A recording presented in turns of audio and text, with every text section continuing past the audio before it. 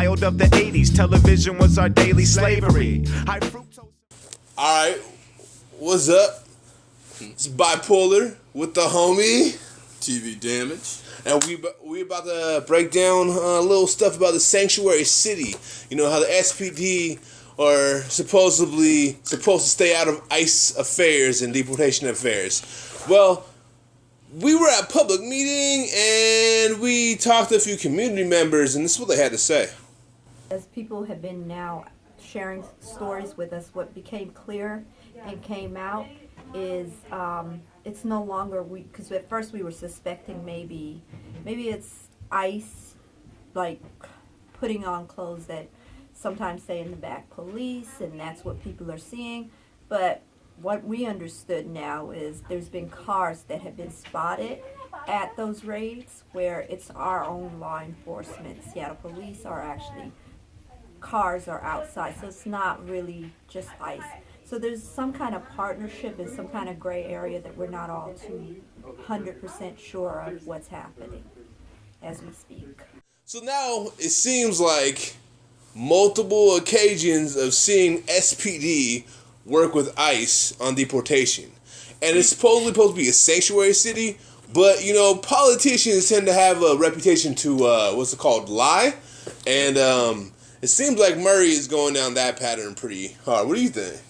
Bifurcation. Saying one thing and do another, I believe, is that. Rewind this and look this up later.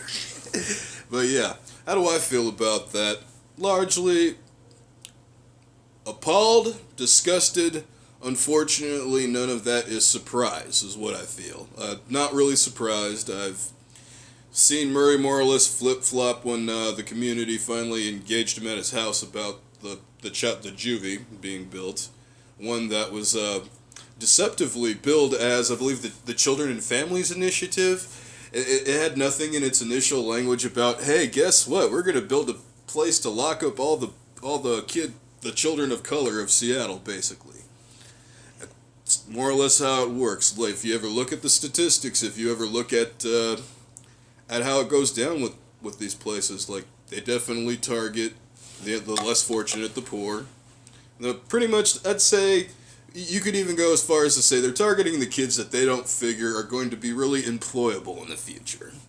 So they figure throw them right into the prison, school to prison pipeline. It works that way.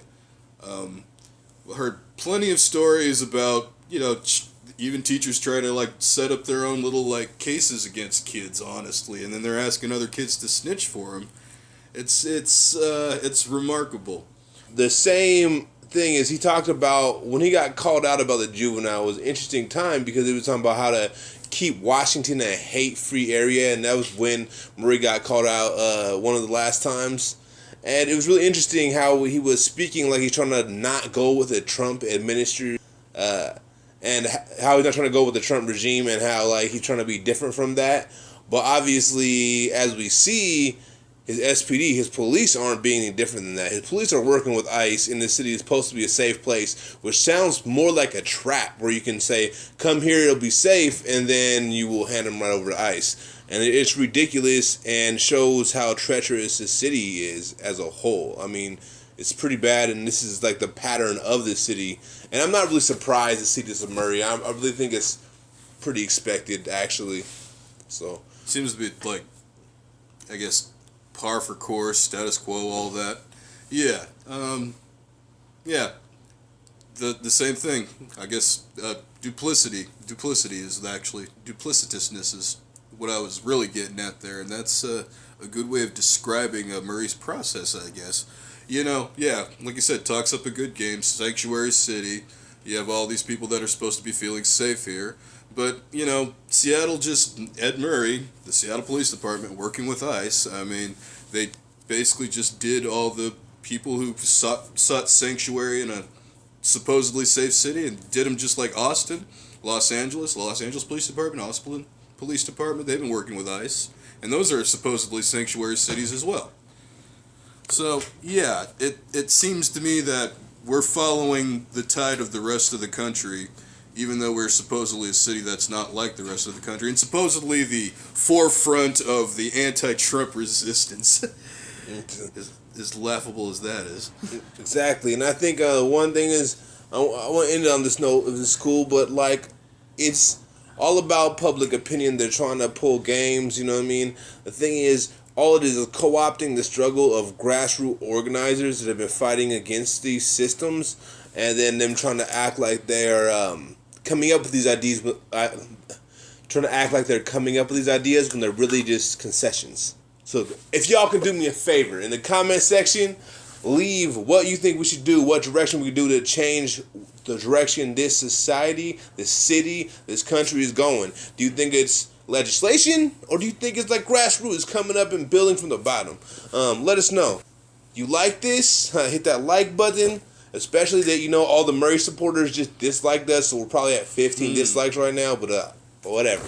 Anyways, hit that like button, share it, and hit that little bell when it pops up, and make sure you follow us. We have shows every Monday, Wednesday, and Friday, and also more, but you know, you'll see. Just check us out, check out YouTube, share it, all that good stuff. Peace. Oh, also, check out our music video, and also check out like some skits. We got something right there, I don't know. Check it out! Check it out! Check it out! Check it out! Check it out! Subscribe!